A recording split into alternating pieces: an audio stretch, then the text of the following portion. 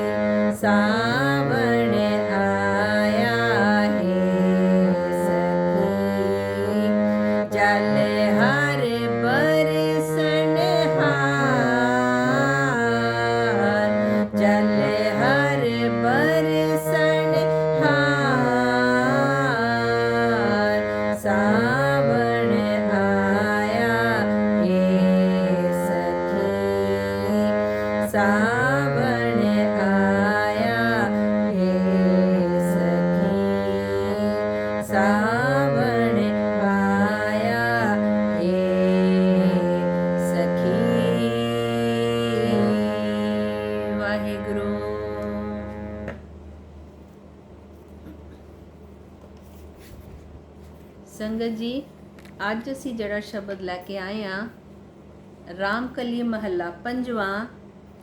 Burn ਨਾ ਸਾਕੂ ਜੈਸਾ ਤੂੰ ਹੈ, ਸਾਚੇ ਅਲਖ ਅਪਾਰਾ। ਬਰਨ ਨਾ ਸਾਕੂ ਜੈਸਾ ਤੂੰ ਹੈ। हे ਮੇਰੇ ਸੱਚੇ ਪਰਮਾਤਮਾ, ਤੇਰੇ 'ਚ ਕਿਹੜੇ ਕਿਹੜੇ ਗੁਣ ਨੇ? ਤੂੰ ਕਿਸ ਤਰ੍ਹਾਂ ਦਾ ਦਿਖਦਾ ਹੈ? ਤੇਰਾ ਕਿਸ ਤਰ੍ਹਾਂ ਦਾ ਸਰੂਪ ਹੈ? ਤੇਰੇ ਕਿਹੜੇ ਕਿਹੜੇ ਗੁਣ ਨੇ? ਤੂੰ ਕਿੰਨਾ ਵੱਡਾ ਹੈ? ਤੂੰ ਕਿੱਥੇ ਹੈ? ਇਹ ਮੈਂ ਬਿਆਨ ਨਹੀਂ ਕਰ ਸਕਦਾ। ਮੈਂ ਬਿਆਨ ਨਹੀਂ ਕਰ ਸਕਦਾ। ਸਾਚੇ ਅਲਖ ਅਪਾਰਾ। हे ਮੇਰੇ ਸੱਚੇ ਪਰਮਾਤਮਾ, ਤੂੰ ਸੱਚਾ ਹੈ। ਤੂੰ ਸੱਚਾ ਹੈ। ਤੂੰ ਆਦ ਸੱਚ, ਜੁਗਾਦ ਸੱਚ, ਹੈ ਵੀ ਸੱਚ, ਨਾਨਕ ਹੋਸੀ ਵੀ ਸੱਚ। ਇਹ ਮੇਰੇ ਸੱਚੇ ਪਰਮਾਤਮਾ, ਤੂੰ ਸੱਚ ਹੈ, ਤੂੰ ਅਲਖ ਹੈ, ਤੂੰ ਵਿਲੱਖਣ ਹੈ। ਅਪਾਰਾ, ਤੇਰਾ ਪਾਰ ਨਹੀਂ ਮੈਂ ਪਾ ਸਕਦਾ। ਤੇਰੇ ਗੁਣਾਂ ਦਾ ਤੂੰ ਖਜ਼ਾਨਾ ਹੈ। ਅਤੁਲ ਅਥਾ ਅਡੋਲ ਸੁਆਮੀ, ਨਾਨਕ ਖਸਮ ਹਮਾਰਾ। हे ਮੇਰੇ ਸੱਚੇ ਪਰਮਾਤਮਾ, ਤੂੰ ਅਤੁਲ ਹੈ। ਤੇਰੇ ਵਰਗਾ ਹੋਰ ਕੋਈ ਨਹੀਂ ਹੈ ਜਿਹਦੇ ਨਾਲ ਮੈਂ ਤੈਨੂੰ ਕੰਪੇਅਰ ਕਰ ਸਕਾਂ, ਜਾਂ ਜਿਹਦੇ ਨਾਲ ਮੈਂ ਤੇਰਾ ਤੋਲ ਮੋਲ ਕਰ ਸਕਾਂ, ਜੇ ਤੈਨੂੰ ਤੋਲ ਸਕਾਂ ਕਿ ਕੌਣ ਜ਼ਿਆਦਾ ਤੇਰੇ ਤੋਂ ਚੰਗਾ ਹੈ, ਕੌਣ ਤੇਰੇ ਤੋਂ ਘੱਟ ਹੈ, ਕਿਉਂਕਿ ਤੇਰੇ ਵਰਗਾ ਹੋਰ ਕੋਈ ਦੂਸਰਾ ਹੈ ਹੀ ਨਹੀਂ। ਅਡੋਲ, ਅਥਾ,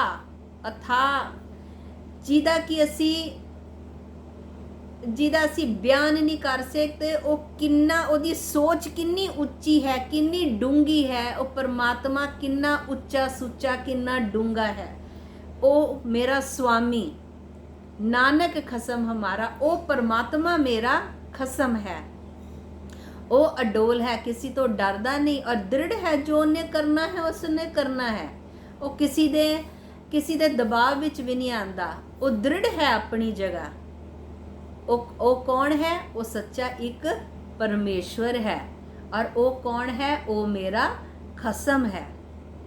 ਹੁਣ ਸ਼ਬਦ ਸ਼ੁਰੂ ਹੁੰਦਾ ਹੈ, ਅੰਗੀਕਾਰ ਕੀਆ ਪ੍ਰਭ ਆਪਣੇ।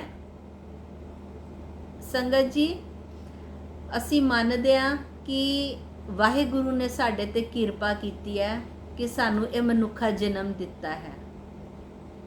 ਪਰ ਸੰਗਤ ਜੀ, ਮਨੁੱਖਾ ਜਨਮ ਸਾਨੂੰ ਦੇ ਕੇ ਪਰਮਾਤਮਾ ਨੇ ਸਾਨੂੰ ਇੱਕ ਸਕੂਲ 'ਚ ਐਡਮਿਸ਼ਨ ਦੇ ਦਿੱਤਾ ਹੈ। ਜਿੱਦਾਂ ਅਸੀਂ ਸਕੂਲ 'ਚ ਐਡਮਿਸ਼ਨ ਲੈ ਲੈਂਦੇ ਹਾਂ ਕਿ ਸਾਡਾ ਇਸ ਸਕੂਲ 'ਚ ਐਡਮਿਸ਼ਨ ਹੋ ਗਿਆ, ਸਾਡਾ ਇਸ ਦੁਨੀਆ ਤੇ ਜਨਮ ਹੋ ਗਿਆ, ਮਨੁੱਖਾ ਜੀਵਨ ਮਿਲ ਕੇ। ਹੁਣ ਪਰਮਾਤਮਾ ਨੇ ਸਾਨੂੰ ਕੀ ਕਰਨ ਭੇਜਿਆ? ਉਹ ਸਿਲੇਬਸ ਕਿ ਅਸੀਂ ਕਰਦੇ ਹਾਂ। ਜੋ ਸਾਨੂੰ ਪਾਠ ਪੜ੍ਹਾਏ ਨੇ ਪਰਮਾਤਮਾ ਨੇ, ਜੋ ਸਾਡੀ ਬਾਣੀ 'ਚ ਸਾਨੂੰ ਪਾਠ ਅਸੀਂ ਕਰਦੇ ਹਾਂ, ਜਿਸ ਤਰ੍ਹਾਂ ਸਕੂਲ 'ਚ ਸਾਡਾ ਸਿਲੇਬਸ ਹੁੰਦਾ ਹੈ, ਲੈਸਨ ਹੁੰਦੇ ਆ, ਅਸੀਂ ਉਹਨੂੰ ਕਿੰਨਾ ਸਮਝਦੇ ਹਾਂ, ਕਿੰਨਾ ਅਸੀਂ ਐਗਜ਼ਾਮ ਦੇ ਵਿੱਚ ਲਿਖ ਕੇ ਆਉਂਦੇ ਹਾਂ, ਉਸ ਹਿਸਾਬ ਦੇ ਨਾਲ ਸਾਨੂੰ ਮਾਰਕਸ ਮਿਲਦੇ ਨੇ। ਉਸੇ ਤਰ੍ਹਾਂ ਮਨੁੱਖਾ ਜਨਮ ਸਾਨੂੰ ਮਿਲ ਗਿਆ ਹੈ। ਅਸੀਂ ਕਿਹੋ ਜਿਹੇ ਕਰਮ ਕਰਦੇ ਹਾਂ? ਜਿਹੜੇ ਪਰਮਾਤਮਾ ਨੇ ਸਾਨੂੰ ਕਰਮ ਕਰਨ ਵਾਸਤੇ ਭੇਜਿਆ, ਕਿ ਅਸੀਂ ਕਰਦੇ ਹਾਂ? ਅਸੀਂ ਕਿੰਨਾ ਨਾਮ ਬਾਣੀ ਪੜ੍ਹਦੇ ਹਾਂ, ਕਿੰਨਾ ਅਸੀਂ ਪਰਮਾਤਮਾ ਨੂੰ ਯਾਦ ਕਰਦੇ ਹਾਂ। ਜੋ ਪਰਮਾਤਮਾ ਸਾਨੂੰ ਕਹਿੰਦਾ ਹੈ ਦੂਜਿਆਂ ਨਾਲ ਮਿੱਠਾ, ਸਿਰਫ ਇੱਕ ਵਿਕਾਰ ਹੀ, ਸਾਡੇ 5 ਵਿਕਾਰ ਨਹੀਂ ਹੈ। ਵਿਕਾਰ ਉਹ ਵੀ ਨੇ, ਦੂਜਿਆਂ ਨਾਲ ਮਿੱਠਾ ਬੋਲਣਾ, ਪਰ ਨਹੀਂ, ਅਸੀਂ ਸਭ ਨਾਲ ਕੌੜਾ ਬੋਲਦੇ ਹਾਂ। ਨਮਰ ਹੋ ਕੇ ਰਹਿਣਾ, ਪਰ ਨਹੀਂ, ਅਸੀਂ ਆਪਣੇ ਆਪ ਨੂੰ ਸਾਰੇ ਤੋਂ ਉੱਚਾ ਖਵਾਉਣਾ ਚਾਹੁੰਦੇ ਹਾਂ। ਪਰਮਾਤਮਾ ਦੀ ਰਜ਼ਾ ਦੇ ਵਿੱਚ ਰਾਜ਼ੀ ਰਹਿਣਾ, ਪਰ ਨਹੀਂ, ਅਸੀਂ ਪਰਮਾਤਮਾ ਤੋਂ ਹਮੇਸ਼ਾ ਸ਼ਿਕਾਇਤ ਰੱਖਦੇ ਹਾਂ ਕਿ ਤੂੰ ਸਾਨੂੰ ਇਹ ਨਹੀਂ ਦਿੱਤਾ, ਇਹ ਨਹੀਂ ਦਿੱਤਾ। ਪਰ ਜੋ ਪਰਮਾਤਮਾ ਨੇ ਸਾਨੂੰ, ਸਾਡੀ ਬਾਣੀ ਗੁਰੂ ਨੇ ਸਾਨੂੰ ਇਹ ਦੱਸਿਆ ਹੈ, ਕਿਉਂਕਿ ਅਸੀਂ ਇੰਨੇ ਵਡਭਾਗੀ ਹਾਂ, ਸਾਨੂੰ ਪੈਦਾ ਹੁੰਦੇ ਹੀ ਇਹ ਬਾਣੀ ਮਿਲ ਗਈ ਹੈ, ਸਾਨੂੰ ਸਾਡਾ ਗੁਰੂ ਮਿਲ ਗਿਆ ਹੈ। ਗੁਰੂ ਨੇ ਜੋ ਸਾਨੂੰ ਕਿਹਾ ਹੈ, ਅਗਰ ਅਸੀਂ ਉਹ ਕਰਦੇ ਹਾਂ ਤੇ ਫਿਰ ਹੁੰਦੀ ਹੈ ਪਰਮਾਤਮਾ ਦੀ ਸਾਡੇ ਉੱਤੇ ਕਿਰਪਾ। ਤੇ ਔਰ ਫਿਰ ਜਿਹਦੇ ਤੇ ਕਿਰਪਾ ਹੁੰਦੀ ਹੈ ਨਾ, ਜੋ ਪਰਮਾਤਮਾ ਦੇ ਕਹੇ ਤੇ ਰਸਤੇ ਤੇ ਚੱਲਦਾ, ਉਹਨੂੰ ਫਿਰ ਪਰਮਾਤਮਾ ਆਪਣੇ ਚਰਨਾਂ ਨਾਲ ਜੋੜ ਲੈਂਦਾ ਹੈ। ਉਸ ਮਨੁੱਖ ਨੂੰ ਆਪਣੇ ਅੰਗੀਕਾਰ ਕਰ ਲੈਂਦਾ ਹੈ, ਆਪਣੇ ਅੰਗ ਦੇ ਨਾਲ, ਆਪਣੇ ਚਰਨਾਂ ਦੇ ਨਾਲ ਜੋੜ ਲੈਂਦਾ ਹੈ। ਤੇ ਇੱਥੇ ਪਾਤਸ਼ਾਹ ਲਿਖਦੇ ਨੇ, ਅੰਗੀਕਾਰ ਕੀਆ ਪ੍ਰਭ ਆਪਣੇ। ਜਦੋਂ ਪਾਤਸ਼ਾਹ ਉਸ ਮਨੁੱਖ ਨੂੰ ਜਿਹਦੇ ਉੱਤੇ ਉਹ ਪ੍ਰੇਮ ਕਰਦਾ ਹੈ, ਆਪਣੇ ਪਿਆਰੇ ਨੂੰ ਜਦੋਂ ਆਪਣੇ ਚਰਨਾਂ ਦੇ ਨਾਲ ਜੋੜ ਲੈਂਦਾ ਹੈ, ਤੇ ਫਿਰ ਕੀ ਹੁੰਦਾ ਹੈ? ਬੈਰੀ ਸਗਲੇ ਸਾਧੇ, ਉਹਦੇ ਜਿਹੜੇ ਵਿਕਾਰ ਹੁੰਦੇ ਨੇ ਨਾ, ਫਿਰ ਉਹਦੇ ਵਿਕਾਰ ਉਸ ਮਨੁੱਖ ਦੇ ਕਾਬੂ ਆ ਜਾਂਦੇ ਨੇ। ਸੰਗਤ ਜੀ, ਹਾਲੀ ਸਾਡੇ ਵਿਕਾਰ ਸਾਡੇ ਕਾਬੂ ਨਹੀਂ ਆਏ। ਸਾਨੂੰ ਗੁੱਸਾ ਵੀ ਆ ਜਾਂਦਾ ਹੈ, ਸਾਨੂੰ ਉਹ ਸਭ ਅਸੀਂ ਕਰਮ ਕਰਦੇ ਹਾਂ ਜੋ ਸਾਨੂੰ ਬਾਣੀ ਮਨਾ ਕਰਦੀ ਹੈ ਕਰਨ ਵਾਸਤੇ। ਤੇ ਅਸੀਂ ਫਿਰ ਕਿੱਦਾਂ ਕਹਿ ਦਈਏ ਕਿ ਪਰਮਾਤਮਾ ਸਾਡੇ ਤੇ ਪ੍ਰਸੰਨ ਹੋਏ ਨੇ, ਸਾਡੇ ਤੇ ਕਿਰਪਾ ਕੀਤੀ ਹੈ, ਪਰਮਾਤਮਾ ਨੇ ਕਿਰਪਾ ਕੀਤੀ ਹੈ, ਸਾਨੂੰ ਮਨੁੱਖਾ ਜੀਵਨ ਮਿਲਿਆ ਹੈ, ਪਰ ਅਸੀਂ ਉਸ ਰਸਤੇ ਤੇ ਪੂਰੀ ਤਰ੍ਹਾਂ ਤੁਰਦੇ ਨਹੀਂ ਹਾਂ। ਅੰਗੀਕਾਰ ਕੀਆ ਪ੍ਰਭ ਆਪਣੇ, ਬੈਰੀ ਸਗਲੇ ਸਾਧੇ। ਜਦੋਂ ਪਰਮਾਤਮਾ ਉਸ ਮਨੁੱਖ ਨੂੰ ਆਪਣੇ ਚਰਨਾਂ ਨਾਲ ਜੋੜ ਲੈਂਦਾ ਹੈ ਤੇ ਉਹਦੇ ਫਿਰ ਵਿਕਾਰ ਉਹ ਬੰਦ ਲੈਂਦਾ ਹੈ, ਉਹਦੇ ਕਾਬੂ ਆ ਜਾਂਦੇ ਨੇ। ਜਿਨ ਬੈਰੀ ਇਹ ਜਗ ਲੂਟਿਆ, ਔਰ ਇਹ ਬੈਰੀ ਕੀ? ਤਾਂ ਬੈਰੀਆਂ ਦੇ ਜਿਹੜੇ ਵਿਕਾਰਾਂ ਦੇ ਵਿੱਚ ਇਹਨਾਂ ਦੇ ਮਗਰ ਲੱਗ ਕੇ ਅਸੀਂ ਉਹ ਕੰਮ ਕਰ ਲੈਂਦੇ ਆ ਇਸ ਸੰਸਾਰ ਦੇ ਵਿੱਚ ਜਿਹੜੇ ਸਾਨੂੰ ਨਹੀਂ ਕਰਨੇ ਚਾਹੀਦੇ। ਜਿਨ ਬੈਰੀ ਇਹ ਜਗ ਲੁੱਟਿਆ, ਇਹ ਬੈਰੀਆਂ ਦੇ ਪਿੱਛੇ, ਵਿਕਾਰਾਂ ਦੇ ਪਿੱਛੇ ਲੱਗ ਕੇ ਅਸੀਂ ਇਹ ਗਲਤ ਕੰਮ ਕਰ ਲੈਂਦੇ ਆ। ਤੇ ਬੈਰੀ ਲੈ ਸਾਧੇ, ਇਹ ਬੈਰੀਆਂ ਨੂੰ ਫਿਰ ਪਰਮਾਤਮਾ ਸਾਡੇ 'ਚ ਇੰਨੀ ਸ਼ਕਤੀ ਪਾ ਦਿੰਦਾ ਹੈ ਕਿ ਬੈਰੀਆਂ ਨੂੰ ਫਿਰ ਉਹ ਮਨੁੱਖ ਜੋ ਪਰਮਾਤਮਾ ਦੇ ਨੇੜੇ ਪਹੁੰਚ ਜਾਂਦਾ ਹੈ, ਉਹ ਫਿਰ ਆਪਣੇ ਵਿਕਾਰਾਂ ਨੂੰ ਬੰਦ ਲੈਂਦਾ ਹੈ, ਆਪਣੀ ਇੰਦਰੀਆਂ ਨੂੰ ਜਿੱਤ ਲੈਂਦਾ ਹੈ। ਸਤਿਗੁਰ ਪਰਮੇਸ਼ਵਰ ਮੇਰਾ ਤੇ ਪਰਮਾਤਮਾ ਹੀ ਰਾਖਾ ਹੈ। ਜਦੋਂ ਪਰਮਾਤਮਾ ਆਪਣੇ ਨਾਲ, ਆਪਣੇ ਚਰਨਾਂ 'ਚ, ਆਪਣੀ ਸ਼ਰਨ ਦੇ ਵਿੱਚ ਜਿਸ ਮਨੁੱਖ ਨੂੰ ਲੈ ਲੈਂਦਾ ਹੈ ਨਾ, ਉਹਦਾ ਤੇ ਫਿਰ ਪਰਮਾਤਮਾ ਰਾਖਾ ਹੋ ਜਾਂਦਾ ਹੈ। ਉਹਦੀ ਹਰ ਇੱਕ ਜਗ੍ਹਾ ਤੇ ਫਿਰ ਪਰਮਾਤਮਾ ਰੱਖਿਆ ਕਰਦਾ ਹੈ। ਅਨੇਕ ਰਾਜ ਭੋਗ ਰਸ ਮਾਣੀ, ਨਾਉ ਜਪੀ ਪਰਵਾਸਾ ਤੇਰਾ। ਔਰ ਜੋ ਪਰਮਾਤਮਾ ਦਾ ਸਿਮਰਨ ਕਰਦਾ ਹੈ, ਨਾਮ ਜਪਦਾ ਹੈ, ਅਨੇਕ ਰਾਜ ਭੋਗ ਰਸ ਮਾਣੀ। हे ਪਰਮਾਤਮਾ, ਤੇਰਾ ਨਾਮ ਜਪ ਕੇ, ਤੇਰੀ ਸ਼ਰਨ ਦੇ ਵਿੱਚ ਆ ਕੇ, ਤੇਰਾ ਆਧਾਰ ਲੈ ਕੇ, ਤੇਰੀ ਸ਼ਰਨ ਦੇ ਵਿੱਚ ਆ ਕੇ ਮੈਂ ਤੇ ਸਾਰੇ ਰਸ ਭੋਗ ਮਾਣ ਲਿੱਤੇ ਨੇ, ਭੋਗ ਲਿੱਤੇ ਨੇ। ਅਨੇਕ ਰਾਜ ਭੋਗ ਰਸ ਮਾਣੀ, ਮੈਂ ਤੇ ਸਾਰੇ ਰਸਾਂ ਦਾ, ਕਿਉਂਕਿ ਇੱਕ ਸਭ ਤੋਂ ਉੱਚਾ ਰਸ ਕਿਹੜਾ ਹੈ? ਨਾਮ ਰਸ। ਜਦੋਂ ਨਾਮ ਦਾ ਰਸ ਹੀ ਹਿਰਦੇ ਦੇ ਵਿੱਚ ਵਸ ਜਾਏ ਤੇ ਫਿਰ ਹੋਰ ਕੋਈ ਰਸ, ਉਹਦੇ ਅੱਗੇ ਸਾਰੇ ਰਸ ਫਿੱਕੇ ਪੈ ਜਾਂਦੇ ਨੇ। ਬਾਣੀ 'ਚ ਇੱਕ ਤੁਕ ਵੀ ਆਂਦੀ ਹੈ ਨਾ ਕਿ ਸਭੇ ਵਸਤੂ ਕੌੜੀਆਂ, ਇੱਕ ਤੇਰਾ ਨਾਮ ਮਿੱਠਾ। ਇੱਕ ਪਰਮਾਤਮਾ ਦਾ ਨਾਮ ਹੀ ਮਿੱਠਾ ਹੁੰਦਾ, ਉਹਦੇ ਅੱਗੇ ਸਾਰੇ ਵਸਤੂ ਕੌੜੀਆਂ ਹੀ ਲੱਗਦੀਆਂ ਹੈ। ਚੀਤ ਨਾ ਆਵਸ ਦੂਜੀ ਬਾਤਾਂ, ਸਿਰ ਉੱਪਰ ਰਖਵਾਰਾ। ਜਦੋਂ ਪਰਮਾਤਮਾ ਸਾਡਾ ਰਖਵਾਲਾ ਬਣ ਜਾਂਦਾ ਹੈ, ਜਦੋਂ ਸਾਡਾ ਮਾਲਿਕ ਬਣ ਜਾਂਦਾ ਹੈ, ਸਵਾਮੀ ਬਣ ਜਾਂਦਾ ਹੈ, ਜਦੋਂ ਅਸੀਂ ਆਪਣਾ ਆਪ ਉਹਨੂੰ ਸਮਰਪਣ, ਆਪਣੇ ਆਪ ਨੂੰ ਉਹਦੇ ਅੱਗੇ ਸਮਰਪਿਤ ਕਰ ਦਿੰਨੇ ਆ, ਤੇ ਫਿਰ ਕੀ ਹੁੰਦਾ ਹੈ? ਚੀਤਨਾ ਅਵਸ ਦੂਜੀ ਬਾਤਾਂ, ਫਿਰ ਸਾਡੇ ਨੂੰ ਸਿਰਫ ਪਰਮਾਤਮਾ ਦਾ ਹੀ ਨਾਮ ਯਾਦ ਆਉਂਦਾ, ਫਿਰ ਸਾਨੂੰ ਹੋਰ ਦੂਜੀਆਂ ਗੱਲਾਂ ਯਾਦ ਨਹੀਂ ਆਉਂਦੀਆਂ। ਜਦੋਂ ਸੰਗਤ ਜੀ ਅਸੀਂ ਇੱਥੇ ਜ਼ੂਮ ਤੇ ਬੈਠਦੇ ਹਾਂ, ਜਦੋਂ ਅਸੀਂ ਬਾਣੀ ਪੜ੍ਹਦੇ ਹਾਂ ਜਾਂ ਗੁਰਦੁਆਰਾ ਸਾਹਿਬ ਜਾਂਦੇ ਹਾਂ, ਅਸੀਂ ਸਤ ਸੰਗਤ ਕਰਦੇ ਹਾਂ, ਜਾਂ ਜਦੋਂ ਕਿਸੇ ਵੀ ਕਥਾ ਕੀਰਤਨ ਦੇ ਵਿੱਚ ਜਦੋਂ ਅਸੀਂ ਜੁੜ ਕੇ ਬੈਠਦੇ ਹਾਂ, ਤੇ ਉਦੋਂ ਸਾਨੂੰ ਹੋਰ ਕੋਈ ਦੁਨੀਆ ਦੇ ਹੋਰ ਕੰਮ ਕਾਜ, ਦੁਨੀਆ ਦਾ ਪੈਸਾ, ਦੁਨੀਆ ਦੀਆਂ ਚੱਕਾ ਚੌਂਦ ਸਾਨੂੰ ਉਸ ਸਮੇਂ ਯਾਦ ਨਹੀਂ ਆਉਂਦੀਆਂ। ਪਰ ਜਿਸ ਮਨੁੱਖ ਦੇ ਅੰਦਰ ਪਰਮਾਤਮਾ ਵਸ ਜਾਂਦਾ, ਜਿਸ ਮਨੁੱਖ ਦੇ ਉੱਤੇ ਪਰਮਾਤਮਾ ਆਪਣੀ ਦਇਆ ਦ੍ਰਿਸ਼ਟੀ ਪਾ ਦਿੰਦਾ ਹੈ, ਉਹਨੂੰ ਤੇ ਫਿਰ ਕਦੀ ਵੀ ਦੂਸਰੀਆਂ ਚੀਜ਼ਾਂ ਉਹਨੂੰ ਯਾਦ ਨਹੀਂ ਆਉਂਦੀਆਂ। ਵੇ ਪਰਵਾਹ ਰਹਿਤ ਹੈ ਸੁਆਮੀ, ਇੱਕ ਨਾਮ ਕੇ ਆਧਾਰਾ।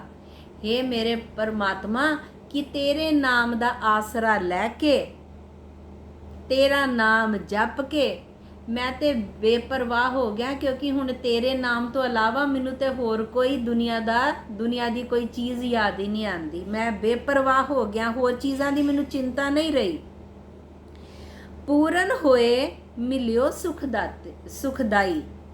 हे सच्चे पिता, हे पूरन परमात्मा, तू ते इन्ना वड्डा दयालु है, इन्ना सुखदाई है कि तू सुखां दा दाता है।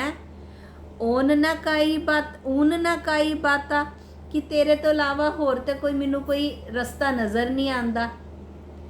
तत् सार परम पद पाया, जदों परमात्मा दे नाम दे नाल जुड़ जाओ, ਜਿਹੜਾ ਮਨੁੱਖ ਜੁੜ ਜਾਂਦਾ ਹੈ ਨਾ, ਉਹਨੂੰ ਫਿਰ ਤੱਤ ਮਿਲ ਜਾਂਦਾ ਹੈ। ਤੱਤ ਕੀ ਹੁੰਦਾ ਹੈ? ਜਦੋਂ ਸੰਗਤ ਜੀ ਅਸੀਂ ਦੁੱਧ ਰਿੜਕਦੇ ਆ, ਉਹਦੇ ਉੱਤੇ ਮੱਖਣ ਆ ਜਾਂਦਾ ਹੈ, ਉਹ ਆ ਜਾਂਦਾ ਮੱਖਣ, ਤੱਤ ਹੋ ਜਾਂਦਾ ਹੈ।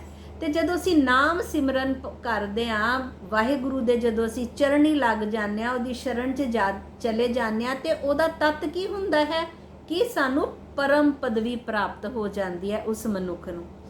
ਤਤ ਸਾਰ ਪਰਮ ਪਦ ਪਾਇਆ, ਛੋੜ ਨਾ ਕਤਹੂ ਜਾਤਾ, ਕਿ ਹੁਣ ਤੇ ਮੈਨੂੰ ਪਦਮ ਪਦਵੀ ਪ੍ਰਾਪਤ ਹੋ ਗਈ ਹੈ। ਹੁਣ ਤੇ ਪਰਮਾਤਮਾ ਤੇਰੇ ਚਰਨ ਛੱਡ ਕੇ, ਤੈਨੂੰ ਛੱਡ ਕੇ ਹੁਣ ਤੇ ਮੈਂ ਹੋਰ ਕਿਤੇ ਨਹੀਂ ਜਾ ਕੇ ਹੁਣ ਨਹੀਂ ਕਿਤੇ ਮੈਂ ਜਾਂਦਾ।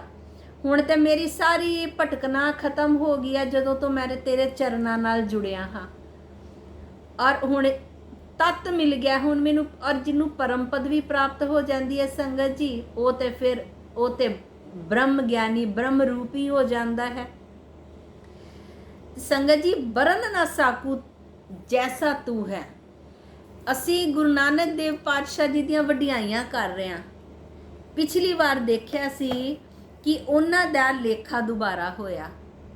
ਜਦੋਂ ਲੇਖਾ ਜੋਖਾ ਹੋਇਆ, ਜਦੋਂ ਚੁਗਲਾਂ ਨੇ ਜਾ ਕੇ ਚੁਗਲੀ ਕੀਤੀ, ਹੁਣ ਈਰਖਾਲੂ ਵੀ ਸੰਗਤ ਜੀ, ਸੁੱਖ ਦੁੱਖ, ਅੱਛਾਈ ਬੁਰਾਈ, ਇਹ ਹਮੇਸ਼ਾ ਸ਼ੁਰੂ ਤੋਂ ਨਾਲ ਚੱਲਦੀ ਆਈ ਹੈ। ਫੁੱਲ ਦੇ ਨਾਲ ਇੱਕ ਅਗਰ ਫੁੱਲ ਹੁੰਦਾ ਨਾ, ਇੱਕ ਫੁੱਲ ਦੇ ਨਾਲ 100 ਕੰਡੇ ਹੁੰਦੇ ਨੇ। ਫੁੱਲ ਤੇ ਇੱਕੋ ਹੀ ਹੁੰਦਾ ਜਿਹੜਾ ਖੁਸ਼ਬੂ ਦਿੰਦਾ ਹੈ, ਪਰ ਉਹਦੇ ਨਾਲ ਕੰਡੇ ਆਪੋ ਆਪ ਉਗ ਜਾਂਦੇ ਨੇ। ਅਸੀਂ ਫੁੱਲ ਦਾ ਬੀਜ ਬੋਨੇ ਆ, ਅਸੀਂ ਕੰਡੇ ਨਹੀਂ ਬੋਂਦੇ, ਅਸੀਂ ਫੁੱਲ ਦਾ ਬੀਜ ਪਾਉਂਦੇ ਆ, ਪਰ ਜਦੋਂ ਉਹਦੇ 'ਚੋਂ ਫੁੱਲ ਉਗਦਾ ਹੈ ਨਾ, ਕੰਡੇ ਆਪੋ ਆਪ ਨਾਲ ਉਗ ਜਾਂਦੇ ਨੇ। ਹੁਣ ਈਰਖਾਲੂਆਂ ਨੇ ਜਾ ਕੇ ਸ਼ਿਕਾਇਤ ਕਰਤੀ ਤੇ ਲੇਖਾ ਹੋਇਆ। ਲੇਖਾ 5 ਦਿਨ ਚੱਲਿਆ। 5 ਦਿਨ ਲੇਖਾ ਚੱਲਣ ਤੋਂ ਬਾਅਦ ਕੀ ਹੋਇਆ? ਵਾਧਾ ਪਾਤਸ਼ਾਹ ਦਾ ਨਿਕਲਿਆ। 321 ਰੁਪਏ ਫਿਰ ਵਾਧਾ ਨਿਕਲੇ। ਇਹ ਸਾਰਾ ਕਰਕੇ ਪਾਤਸ਼ਾਹ ਆਪਣੀ ਮਾਇਆ ਲੈ ਕੇ ਨਾਲ ਦੌਲਤ ਖਾਨ ਨੇ 3000 ਰੁਪਏ ਹੋਰ ਦਿੱਤੇ ਤੇ ਕੀ ਤੁਸੀਂ ਹੱਟ ਤੇ ਸੌਦਾ ਹੋਰ ਪਾ ਲਿਓ। ਇਹ ਸਾਰੀ ਮਾਇਆ ਲੈ ਕੇ ਇਹ ਪਾਤਸ਼ਾਹ ਵਾਪਸ ਆ ਜਾਂਦੇ ਨੇ, ਬੇਬੇ ਜੀ ਨੂੰ ਦੇਤਾ ਤੇ ਹੁਣ ਸਾਰੇ ਆਪਣੇ ਕੰਮਾਂ ਕਾਰਾਂ ਦੇ ਵਿੱਚ ਲੱਗ ਗਏ। ਇਹੀ ਕੰਮਾਂ ਕਾਰਾਂ ਕਰਦੇ ਹੋਏ, ਮੋਦੀ ਦੀ ਕਾਰ ਕਰਦੇ ਹੋਏ ਪਾਤਸ਼ਾਹ ਨੂੰ 1 ਸਾਲ ਨਿਕਲ ਗਿਆ। 1 ਸਾਲ ਪਾਤਸ਼ਾਹ ਨੇ ਸਫਲਾ ਕੀਤਾ। ਹੁਣ ਸੰਗਤ ਜੀ, ਇਸ 1 ਸਾਲ ਦੇ ਵਿੱਚ ਕਿਹੜਾ ਪਾਤਸ਼ਾਹ ਦੇ ਕੋਲ ਸੌਦਾ ਲੈਣ ਆਇਆ, ਕਿਹੜਾ ਦਾਨ ਲੈਣ ਆਇਆ, ਕਿੰਨੂੰ ਪਾਤਸ਼ਾਹ ਨੇ ਕਿੰਨਿਆਂ ਤੇ ਦਇਆ ਦ੍ਰਿਸ਼ਟੀ ਪਾਈ, ਕਿੰਨੇ ਕੁ ਲੋਕ ਨਿਹਾਲ ਹੋਏ, ਇਹ ਤੇ ਬਿਆਨ ਕਰਨਾ ਕਿੰਨਾ ਮੁਸ਼ਕਿਲ ਹੈ। ਇਹ ਤੇ ਬਿਆਨ ਹੀ ਨਹੀਂ ਕੀਤਾ ਜਾ ਸਕਦਾ। ਤੇ ਲਿਖਦੇ ਨੇ, ਤਾਰੇ ਗਿਣੇ ਜਾਤ ਹੈ, ਤੇਰੇ ਤਾਰੇ ਨਾ ਗਿਣਾਤ। ਤੇਰੇ ਤਾਰੇ ਨਾ ਗਿਣਾਤ ਮਤਲਬ ਕਿ ਤਾਰੇ ਤੇ ਗਿਣੇ ਜਾ ਸਕਦੇ ਆ, ਪਰ ਤੇਰੇ ਹੱਥੀ ਤਾਰੇ ਕਏ ਮਨੁੱਖ ਉਹ ਨਹੀਂ ਗਿਣੇ ਜਾ ਸਕਦੇ। ਤਾਰੇ ਗਿਣੇ ਜਾਤ ਹੈ, तेरे तारे ना गिनात है, कि तेरे तो जो परमात्मा, जो सच्चे पातशाह गुरु नानक देव महाराज जी, किन्नियां नूं तुसी तारिया वो तो असी नहीं गिन सकते, क्योंकि तुहाडी लीला तुसी ही जानो। वो नहीं असी सानू ते साडी समझ तो बाहर है। संगत जी, इसी तरह करदे 1 साल सफला हो गया। हुण पातशाह जी दी आप जी नूं पता है कि सगाई हो चुकी है। ਹੁਣ 1 ਸਾਲ ਦੇ ਬਾਅਦ ਉਧਰ ਬਟਾਲੇ ਦੇ ਵਿੱਚ ਮੂਲਾ ਚੰਦ ਖੱਤਰੀ ਜੀ ਨੇ ਬੁਲਾਇਆ ਆਪਣੇ ਪੰਡਤ ਨੂੰ। ਸੰਗਤ ਜੀ, ਉਸ ਵੇਲੇ ਸਾਰੇ ਜਿਹੜੇ ਕਾਰਜ ਹੁੰਦੇ ਸੀ ਉਹ ਪੰਡਤਾਂ ਦੇ ਹੀ ਹੱਥੀਂ ਹੁੰਦੇ ਸੀ, ਕਿਉਂਕਿ ਹੁਣ ਤੱਕ ਪਾਤਸ਼ਾਹ ਨੇ ਕੋਈ ਮਰਿਆਦਾ ਨਹੀਂ ਬੰਨੀ ਸੀ। ਇਹ ਮਰਿਆਦਾ ਪਾਤਸ਼ਾਹ ਨੇ ਬਾਅਦ ਚੋਂ ਬੰਨੀ ਹੈ। ਹੁਣ ਤੱਕ ਇਹ ਸਾਰੇ ਕਾਰਜ ਪੰਡਤਾਂ ਦੇ ਹੱਥੋਂ ਹੀ ਹੁੰਦੇ ਸੀ। ਮੂਲਾ ਚੰਦ ਖੱਤਰੀ ਜੀ ਨੇ, ਜੋ ਕਿ ਪਾਤਸ਼ਾਹ ਦੇ ਸਹੁਰਾ ਸਾਹਿਬ ਨੇ, ਉਹਨਾਂ ਨੇ ਪੰਡਤ ਨੂੰ ਬੁਲਾਇਆ, ਆਪਣੇ ਘਰ ਬੁਲਾਇਆ ਬ੍ਰਾਹਮਣ ਨੂੰ, ਔਰ ਪਲੰਗੇ ਤੇ ਬਿਠਾਇਆ, ਬੜੇ ਆਦਰ ਸਤਿਕਾਰ ਦੇ ਨਾਲ ਪਲੰਗੇ ਤੇ ਬਿਠਾਇਆ, ਔਰ ਕਿਹਾ ਕਿ ਪੰਡਤ ਜੀ ਸਾਹਾ ਕੱਢੋ, ਸਾਹਾ ਸੋਧੋ। ਸੰਗਤ ਜੀ, ਪੰਡਤ ਜੀ ਨੇ ਆਪਣਾ ਹਿਸਾਬ ਕਿਤਾਬ ਲਗਾਇਆ। ਹਿਸਾਬ ਕਿਤਾਬ ਲਗਾ ਕੇ ਉਹਨਾਂ ਨੇ ਜਿਹੜੀ ਤਰੀਕ ਕੱਢੀ ਉਹ ਸੀਗੀ ਹਾੜ ਦਾ ਮਹੀਨਾ, ਸੁਦੀ ਦਾ ਪੱਖ, ਔਰ ਤਰੀਕ 7ਵੀਂ। ਹਾੜ ਦਾ ਮਹੀਨਾ, ਸੁਦੀ, ਸਪਤਮੀ। ਇਹ ਤਰੀਕ ਦਾ ਪੱਕਾ ਕਰਤਾ ਕਿ ਇਹ ਵਿਆਹ ਦੀ ਤਰੀਕ ਹੈ। ਹੁਣ ਸਾਰੀ ਚਿੱਠੀ ਸਹੁਰਾ ਸਾਹਿਬ ਮੂਲਾ ਚੰਦ ਖੱਤਰੀ ਜੀ ਨੇ ਸਾਰੀ ਚਿੱਠੀ ਤਿਆਰ ਕੀਤੀ, ਕਿਉਂਕਿ ਉਦੋਂ ਪੰਡਤ ਜੀ ਲਿਖਦੇ ਹੁੰਦੇ ਸੀ ਸਾਰੀ ਚਿੱਠੀ ਕਿ ਕਿੰਨੇ ਲੋਕ ਆਣਗੇ ਬਰਾਤ ਦੇ ਵਿੱਚ। ਸੰਗਤ ਜੀ, ਅੱਜ ਵੀ ਸਾਰੀ ਚਿੱਠੀ ਜਾਂਦੀ ਹੈ ਕਿ ਕਿੰਨੇ ਬੰਦੇ ਆਣਗੇ, ਕਿੰਨੇ ਵਜੇ ਆਨੰਦ ਕਾਰਜ ਹੋਣਾ ਹੈ, ਕਿੱਥੇ ਬਰਾਤ ਆਣੀ ਹੈ, ਔਰ ਕਿੰਨੇ ਵਜੇ ਤੱਕ ਪਹੁੰਚਣਾ ਹੈ। ਇਹ ਸਾਰਾ ਬ੍ਰਾਹਮਣ ਜੀ ਨੇ ਸਾਰੀ ਚਿੱਠੀ ਦੇ ਵਿੱਚ ਲਿਖਿਆ, ਔਰ ਮੂਲਾ ਚੰਦ ਜੀ ਨੂੰ ਸਾਰੀ ਚਿੱਠੀ ਫੜਾ ਦਿੱਤੀ। ਔਰ ਮੂਲਾ ਚੰਦ ਜੀ ਨੇ ਸਾਰੀ ਚਿੱਠੀ ਲੈ ਕੇ ਆਪਣੇ ਉਹਨਾਂ ਨੂੰ ਇੱਕ ਬੰਦਾ ਭੇਜਿਆ, ਕਿੰਨਾ ਦੇ ਕੋਲ? ਜੈਰਾਮ ਜੀ ਦੇ ਕੋਲ, ਕਿ ਤੁਸੀਂ ਜਾਓ ਸੁਲਤਾਨਪੁਰੀ ਜਾਓ ਔਰ ਜਾ ਕੇ ਇਹ ਸਾਰੀ ਚਿੱਠੀ ਜੈਰਾਮ ਜੀ ਨੂੰ ਦੇ ਆਓ। ਹੁਣ ਉੱਥੋਂ ਦੀ ਬੰਦਾ ਗਿਆ, ਸਾਰੀ ਚਿੱਠੀ ਲੈ ਕੇ ਪੁੱਛਦਾ ਪੁਛਾਂਦਾ ਸੁਲਤਾਨਪੁਰ ਪਹੁੰਚਿਆ। ਜਦੋਂ ਘਰ ਪਹੁੰਚਿਆ ਤੇ ਉੱਥੇ ਜੈਰਾਮ ਜੀ ਆਪਣੀ ਨੌਕਰੀ ਤੇ ਗਏ ਹੋਏ ਸੀ। ਪਾਤਸ਼ਾਹ ਵੀ ਹੱਟ ਸਾਹਿਬ ਤੇ ਸੀ, ਘਰ ਕੋਈ ਨਹੀਂ ਸੀ। ਘਰ ਕੌਣ ਸੀ? ਬੇਬੇ ਨਾਨਕੀ ਜੀ। ਜਦੋਂ ਬੇਬੇ ਨਾਨਕੀ ਜੀ ਦੇ ਕੋਲ ਉਹ ਬੰਦਾ ਪਹੁੰਚਿਆ ਸਾਰੀ ਚਿੱਠੀ ਲੈ ਕੇ, ਔਰ ਬੇਬੇ ਨਾਨਕੀ ਜੀ ਦੇ ਹੱਥ ਦੇ ਵਿੱਚ ਸਾਰੀ ਚਿੱਠੀ ਫੜਾਈ, ਔਰ ਦੱਸਿਆ ਕਿ ਇਹ ਮੂਲਾ ਚੰਦ ਖੱਤਰੀ ਜੀ ਨੇ ਇਹ ਸਾਰੀ ਚਿੱਠੀ ਭੇਜੀ ਹੈ, ਵਿਆਹ ਦੀ ਤਰੀਕ ਪੱਕੀ ਹੋ ਗਈ। ਹੱਥ ਵਿੱਚ ਚਿੱਠੀ ਲੈਂਦੇ ਹੀ ਬੇਬੇ ਜੀ ਦੇ ਤੇ ਬਸ ਖਿਲ ਉੱਠੇ। ਇੰਨੀ ਖੁਸ਼ੀਆਂ ਕਿ ਉਹਨਾਂ ਨੂੰ ਚਾਅ ਚੜ ਗਿਆ। ਜਿੱਦਾਂ ਸੰਗਤ ਜੀ ਅਸੀਂ ਕਹਿੰਦੇ ਆ ਨਾ ਕਿ ਇਹ ਵੇਲਾ ਕਿੰਨਾ, ਇਹ ਘੜੀ ਕਿੰਨੀ ਸ਼ੁਭ ਆਈ ਹੈ, ਤੇ ਬੇਬੇ ਜੀ ਕਹਿਣ ਲੱਗੇ, ਇਸ ਦਿਨ ਤੋਂ ਤੇ ਮੈਂ ਬਲਿਹਾਰੀ ਜਾਨੀ ਆ, ਅੱਜ ਦੇ ਦਿਨ ਤੋਂ ਤੇ ਮੈਂ ਬਲਿਹਾਰੀ ਜਾਨੀ ਆ। ਮੇਰੇ ਵੀਰ ਦੀ ਤੇ ਸਾਰੀ ਚਿੱਠੀ ਆਈ ਹੈ, ਮੇਰੇ ਵੀਰ ਦੇ ਤੇ ਵਿਆਹ ਦੀ ਤਰੀਕ ਪੱਕੀ ਹੋ ਗਈ ਹੈ। ਬੇਬੇ ਜੀ ਨੇ ਉੱਥੇ ਸਾਰਿਆਂ ਨੂੰ ਬੁਲਾ ਲਿਆ। ਇਧਰੋਂ ਜੈਰਾਮ ਜੀ ਵੀ ਆ ਗਏ ਕੰਮ ਤੋਂ। ਜੈਰਾਮ ਜੀ ਦੇ ਆਏ ਤੇ ਬੇਬੇ ਜੀ ਨੇ ਉਹਨਾਂ ਦੇ ਹੱਥ ਦੇ ਵਿੱਚ ਚਿੱਠੀ ਫੜਾਈ ਕਿ ਸਾਰੀ ਚਿੱਠੀ ਆਈ ਹੈ ਬਟਾਲੇ ਤੋਂ। ਜੈਰਾਮ ਜੀ ਨੇ ਆਪਣੇ ਪੁਰੋਹਿਤ, ਜਿਨ੍ਹਾਂ ਦਾ ਨਾਮ ਸੀ ਨਿੱਧਾ ਪੁਰੋਹਿਤ ਜੀ ਨੂੰ ਬੁਲਾਇਆ, ਔਰ ਬੁਲਾ ਕੇ ਉਹਨਾਂ ਨੂੰ ਕਿਹਾ ਕਿ ਤੁਸੀਂ ਇਹ ਸਾਰੀ ਚਿੱਠੀ ਸਾਨੂੰ ਪੜ੍ਹ ਕੇ ਦੱਸੋ। ਐਨੇ ਚਿਰ ਦੇ ਵਿੱਚ ਸੰਗਤ ਜੀ, ਹੁਣ ਬੇਬੇ ਜੀ ਐਨੇ ਖੁਸ਼ ਸੀ, ਚਾਰੋਂ ਪਾਸੇ ਖੁਸ਼ੀਆਂ ਫੈਲ ਗਈਆਂ ਸੀ, ਆਂਢ ਗੁਆਂਢ ਵੀ ਪਤਾ ਲੱਗ ਗਿਆ, ਸਾਰੇ ਜਾਣੇ ਆ ਕੇ ਬੇਬੇ ਜੀ ਦੇ ਘਰ ਇਕੱਠੇ ਹੋ ਗਏ। ਜਦੋਂ ਪੁਰੋਹਿਤ ਜੀ ਨੇ ਸਾਰੀ ਚਿੱਠੀ ਪੜ੍ਹ ਕੇ ਸੁਣਾਈ ਕਿ ਹਾੜ ਦਾ ਮਹੀਨਾ ਔਰ ਸੁਦੀ ਸਪਤਮੀ ਵਿਆਹ ਦੀ ਤਰੀਕ ਪੱਕੀ ਹੋਈ ਹੈ, ਸਾਰਿਆਂ ਨੇ ਸੁਣ ਲਿਆ ਤੇ ਸਾਰਿਆਂ ਬੇਬੇ ਜੀ ਨੂੰ ਵਧਾਈਆਂ ਦੇਣੇ ਸ਼ੁਰੂ ਕਰ ਦਿੱਤਾ। ਵਧਾਈ ਹੋਏ ਨਾਨਕੀ, ਵਧਾਈ ਹੋਏ ਤੇਰੇ ਵਿਆਹ ਦਾ, ਤੇਰੇ ਭਰਾ ਦਾ ਵਿਆਹ ਪੱਕਾ ਹੋਇਆ ਹੈ, ਵਧਾਈਆਂ ਨਾਨਕੀ, ਵਧਾਈਆਂ। ਔਰ ਸੰਗਤ ਜੀ, ਬੇਬੇ ਜੀ ਇੰਨੇ ਖੁਸ਼ ਕਿ ਸਾਰਿਆਂ ਨੂੰ ਕਿਹਾ ਕਿ ਤੁਸੀਂ ਖੁਸ਼ੀ ਦੇ ਗੀਤ ਗਾਣੇ ਸ਼ੁਰੂ ਕਰ ਦਿਓ। ਸੰਗਤ ਜੀ, ਹਾਲੇ ਸਿਰਫ ਤਰੀਕ ਆਈ ਹੈ ਵਿਆਹ ਦੀ, ਸਾਰੀ ਚਿੱਠੀ ਆਈ ਹੈ। ਔਰ ਸੰਗਤ ਜੀ, ਅੱਜ ਵੀ ਬਟਾਲੇ ਦੇ ਵਿੱਚ ਬਾਬੇ ਦਾ ਵਿਆਹ ਬੜੇ ਉੱਚੇ ਪੱਧਰ ਤੇ ਬੜੀ ਖੁਸ਼ੀਆਂ ਦੇ ਨਾਲ ਮਨਾਇਆ ਜਾਂਦਾ, ਜੋ ਕਿ ਹੁਣ ਸੰਗਤ ਜੀ ਆਉਣ ਵਾਲੀ 3 ਸਤੰਬਰ ਨੂੰ ਬਾਬੇ ਦਾ ਵਿਆਹ ਹੈ। 3 ਸਤੰਬਰ ਨੂੰ ਵਿਆਹ ਦੀ ਤਰੀਕ ਪਤਾ ਲੱਗ ਗਿਆ ਸੰਗਤ ਜੀ। ਉੱਥੋਂ ਦੀ ਸਾਰੇ ਇਸਤਰੀਆਂ ਆ ਗਈਆਂ, ਆਸੇ-ਪਾਸੇ ਦੀਆਂ ਖੁਸ਼ੀਆਂ ਦਾ ਮਾਹੌਲ ਬਣ ਗਿਆ। ਬੇਬੇ ਜੀ ਦੇ ਵਿਹੜੇ ਦੇ ਵਿੱਚ ਥਾਂ ਨਹੀਂ, पूरा वेड़ा भर गया। बेबे जी ने सारिਆਂ ਨੂੰ ਬਿਠਾਇਆ, ਅੰਦਰੋਂ ਦੀ ਮਠਾਈਆਂ ਲਿਆਂਦੀਆਂ, ਸਾਰਿਆਂ ਦਾ ਮੂੰਹ ਮਿੱਠਾ ਕਰਾਇਆ। ਔਰ ਐਨੀ ਦੇਰ 'ਚ ਜੈਰਾਮ ਜੀ ਨੇ ਨਿੱਧਾ ਪੁਰੋਹਿਤ ਜੀ ਨੂੰ ਕਿਹਾ ਕਿ ਪੁਰੋਹਿਤ ਜੀ ਤੁਸੀਂ ਤਲਵੰਡੀ ਜਾਓ ਔਰ ਮਹਿਤਾ ਕਾਲੂ ਜੀ ਨੂੰ ਵੀ ਤੁਸੀਂ ਇਹ ਦੱਸ ਕੇ ਆਓ ਕਿ ਵਿਆਹ ਦੀ ਤਰੀਕ ਪੱਕੀ ਹੋ ਗਈ ਹੈ।